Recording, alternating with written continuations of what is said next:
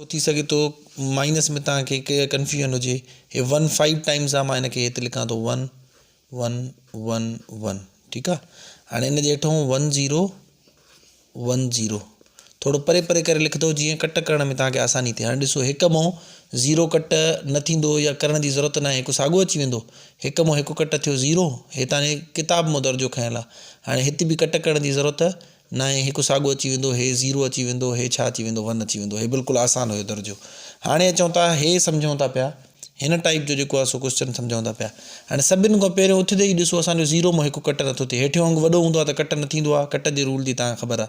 हाणे हे हिकु हिन खां उधारो वठंदो, हे बि पाण 0 आहे त हे हिन खां उधारो वठंदो।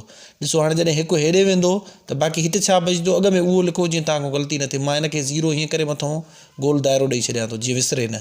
हाणे अचूं था हिते घणो थी वियो 10 10 जो मतिलबु छा आहे 2, ॿिनि मों हिकु हेॾे वियो त बाक़ी हिते घणो बचंदो, हिकु बचंदो। ॾिसो मथां मां जेको हाणे हेठियुनि खे मां कंसीडर न कंदुमि, मथियनि खे कंसीडर कंदुमि।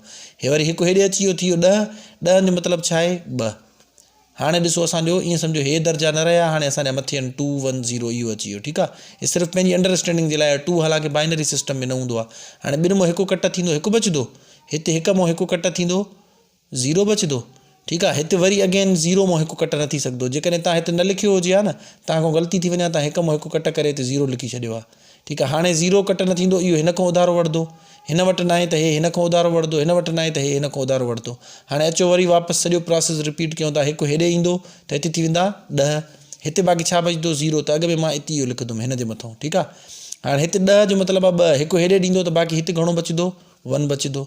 वरी अगेन हिते घणो थी वियो 10 10 जो मतिलबु आहे 2, ॿिनि मों हिकु जॾहिं हेॾे ॾींदो त हिते पाण वटि घणो बचंदुसि 1 बचंदुसि।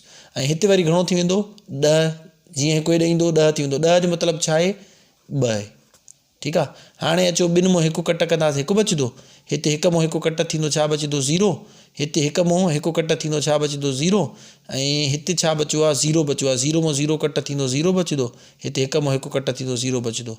हे तव्हांजो छा आहे आंसर आहे ठीकु आहे। आई होप तव्हांखे सम्झ में अची वियो हूंदो, या जॻह नंढी आहे जेकॾहिं उनजे करे थोरो घणो किचमिच थिए थो त मूंखे ॿुधाईंदो, वरी मां तव्हांखे एक्सप्लेन कंदुमि। पहिरियों वारे वीडियो में 4 5 एग्ज़ाम्पल ॾिना, हे वरी तव्हांखे सम्झाइण जे लाइ थोरो ॾुखियो, एतिरा टफ ईंदा न आहिनि, नॉर्मल ईंदा आहिनि हिन टाइप जा ठीकु आहे। तव्हां पंहिंजे जेको आहे सो बुक में ॾिसी सघो था पिया एतिरा टफ न आहिनि, पर मां तव्हांखे टफ ते तयारी कराए छॾंदुमि त पोइ तव्हांखे हे बिल्कुलु आसान ऐं ॿारहां लॻंदा। ॾिसो हिन टाइप जा आहिनि, 3 3 4 4 डिजिट्स वारा, ऐं हिन में कोई बि एतिरो टफ न आहे ठीकु आहे। हे तव्हां बिल्कुलु आसानी सां करे वेंदो। हे बी जेको आहे हल करे ॾिसो, हिन में सभु कट वारा आहिनि, इहे तव्हां आसानी सां हल करे सघो था पिया ठीकु आहे। Thank U.